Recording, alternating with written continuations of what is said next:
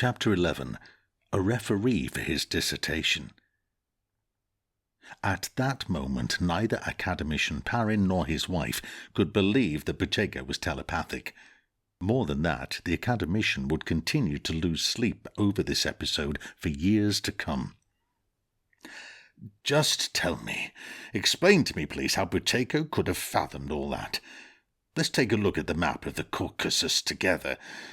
With this, he would buttonhole one of Dr. Buteyko's colleagues who had come to see him on other business. He would pore over the map long and hard, sketching all the routes he might have taken on that trip, then angrily throw down his pencil stub, stumped for an explanation.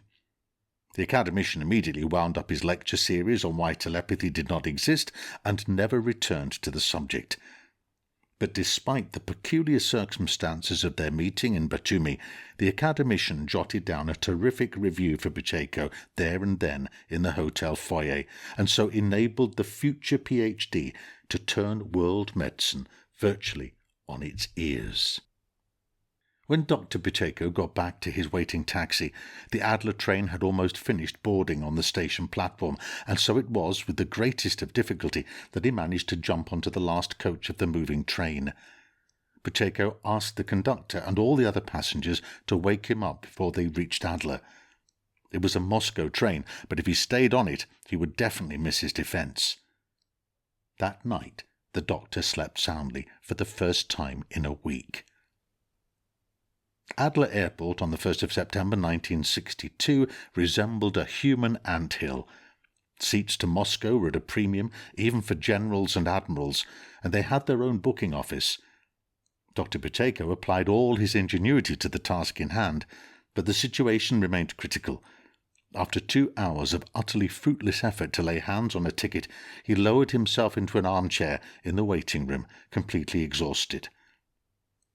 "I need to find another airport nearby that's less busy," he thought, in a flash of sheer desperation. Krasnodar was nearest. He raced for the post office and phoned the ticket office at Krasnodar Airport. "Do you have any tickets for Moscow?" he almost yelled down the phone, although the line was very clear. "You what? What's up?" The distant voice parried each of his questions with another. "Sweetheart, listen. My dissertation hangs on this." Sensing the woman was in two minds, Dr. Buteyko began shouting even louder. "Listen, darling, your accent sounds local. Where are you from?" His invisible interlocutor suddenly became more friendly. "Priluki, outside Kiev," the doctor told her, aware of a glimmer of hope. "One of my own, my old mate and mocker. What's up?" The cashier's tone was warm. "My dissertation's shot to pieces if I don't get a ticket to Moscow immediately," the doctor explained, now calmer. "Well, I have one ticket here. It's a return someone just brought in." She sounded more formal again. "Only the flight leaves in 3 hours. Will you make it?" "Keep it for me, and I'll try." The receiver was suddenly heavy in his hand, and Dr. Buteyko hurled it back down.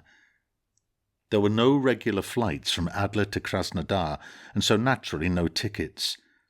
For the second time on this trip, Dr. Buteyko appealed to his brother pilots for help, and for the second time a little hedgehopper agreed to take the tireless traveller, only this time in the direction of Krasnodar, further north. The queue for tickets at Krasnodar Airport stretched nearly to Moscow. "Where the hell have you been?" the cashier shrieked as Buteyko finally made it to the narrow window, sweating and dishevelled. "I've been fighting people off your ticket for nearly 3 hours. The flight goes in half an hour, and you're swanning around. Get to check-in fast." The doctor hardly had time to thank her before racing to check in. He drew breath only when he was in the comfort of his tilt-back airline seat, vibrating slightly with the take-off. Soon afterwards, when the stewardess announced they would be making an unscheduled landing in nearby Rostov-on-Don because of bad weather, he nearly had to reach for the sick bag. He really did feel wretched.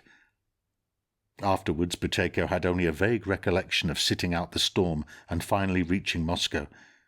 Brain dead with pushing through the crowd that was glued to Moscow Airport's ticket desk, He scarcely remembered how someone had finally taken pity on him and thrust a ticket for Siberia into his hand that had miraculously come free.